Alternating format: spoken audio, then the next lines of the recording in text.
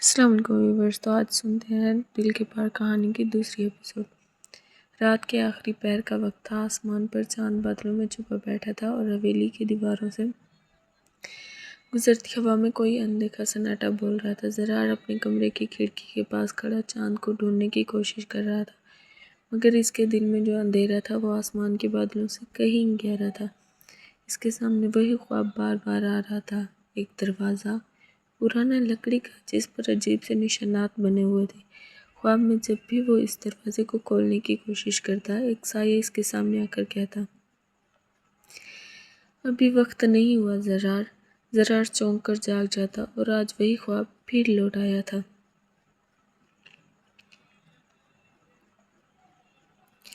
صبح کی پہلی کرنوں نے جب کمرے میں جھانکا، ارم کچن میں کھڑی چائے بنا رہی تھی۔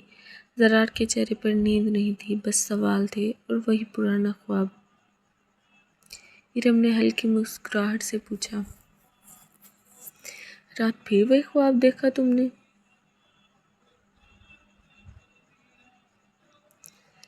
زرار نے گردن جھکا لی۔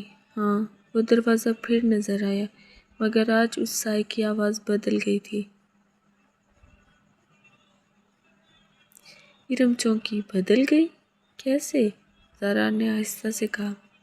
اس بار اس نے کہا، اب وقت آ گیا ہے۔ چائے کے کپ زرار کے ہاتھ سے لرز گئے۔ ارم نے کپ تھام لیا، مگر اس کے چہرے کا رنگ اڑ چکا تھا۔ زرار، وہ دروازہ کہیں وہ اصلی تو نہیں؟ زرار خاموش رہا، مگر اس کی آنکھوں میں ایک یقین جھلک رہا تھا۔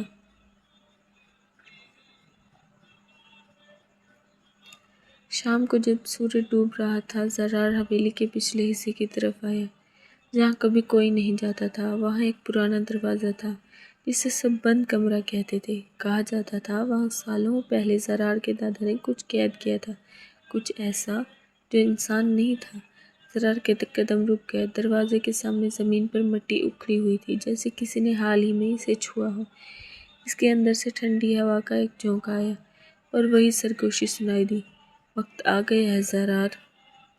زرار کے ہاتھ کانپنے لگے، لیکن نہ جانے کیوں اس نے آہستہ سے دروازے کی کنڈی چھو لی۔ کنڈی خود بخود کھل گئی اور اندر اندھیرا پھیل گیا۔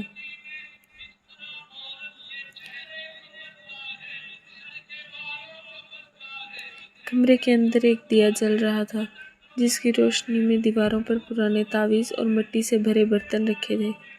زرار نے قدم آگے بڑھایا۔ فرش پر کسی نے زعفران سے کچھ لکھ رکھا تھا، محبت کی آخری سانس۔ اچانک پیچھے سے دروازہ بند ہوا۔ زرار نے مڑ کر دیکھا، لیکن وہاں کوئی نہیں تھا۔ اسی لمحے دیا بجھ گیا۔ اندھیرے میں ایک مدھم آواز ابھری، ارم کی۔ زرار، تم نے دروازہ کھول دیا؟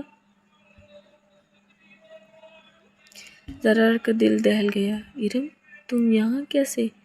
ارم اندھیرے میں کہیں نظر نہیں آ رہی تھی، مگر اس کی آواز اب بدل چکی تھی۔ میں وہ نہیں ہوں جو تم سمجھ رہے ہو زرار، میں تو وہ ہوں جو اس دروازے کے پیچھے قید تھی۔ زرار پیچھے ہٹا، لیکن دیواریں جیسے بند ہونے لگی۔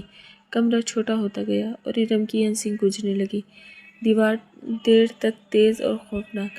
اب تم سمجھو گے زرار، کچھ دروازے محبت سے نہیں، قربانی سے کھلتے ہیں۔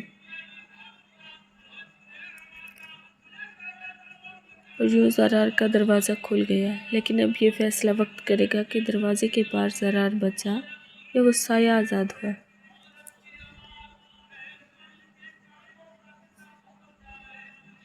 اگر آپ کو یہ قسط پسند آئی ہو تو اگلی قسط اندھیری روشنی ضرور سنیے گا، کیونکہ جو سایہ جاگا ہے وہ اب کسی کے دل میں چھپنے والا ہے۔ Thank you.